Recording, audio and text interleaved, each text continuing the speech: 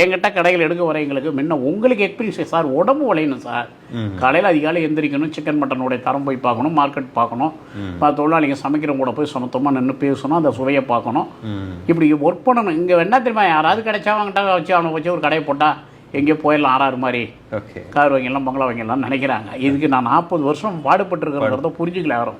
எந்த அளவுக்கு ரோட்டில் தள்ளுவண்டி தெளி இந்த உடம்பெல்லாம் என் ரணத்தை சம்பாரித்து தீக்காயங்கள், வடுவுகள், நோய்கள் அனைத்தும் தாங்கி தான் அந்த உடம்பு நின்று தான் இன்றைக்கி நான் ஒரு காரில் போயிட்டுருக்கிறேன். எடுத்தோடனே ஒரு நாள் தள்ளுவண்டி போட்டு நான் காரில் போடல. ஃபஸ்ட்டு நான் ஒரு சைக்கிள் வாங்குறதுக்கு எவ்வளோ கஷ்டப்பட்டேன்னு சொல்லியிருக்கேன். 5 ரூபா ஒவ்வொரு கடையில் கொடுக்க வச்சு தான் ஒரு சைக்கிள் வாங்கினேன். 150 ரூபா சைக்கிள் அன்றைக்கி அந்த காலத்தில் அன்றைக்கி வாங்கினேன். அதுக்கப்புறம் ஒரு MIT வாங்கினேன். அதுக்கப்புறம் தள்ளு வண்டிக்கு ஒரு மீன்பாடி வண்டி வாங்கினேன். அப்போ மீன்பாடி வண்டி சாப்பாடு எடுத்துகிட்டு போகிறதுக்கு. அந்த மீன்பாடி வண்டிக்கு அப்புறம் ஒரு 207ங்கிற ஒரு லோடு வண்டி வாங்கினேன், கேட்டரிங்காக, சாப்பாட்டுக்காக. அதுக்கப்புறம் தான் சும்மா விட்டான்னு எனக்கு ஒரு வண்டி வாங்குறேன்.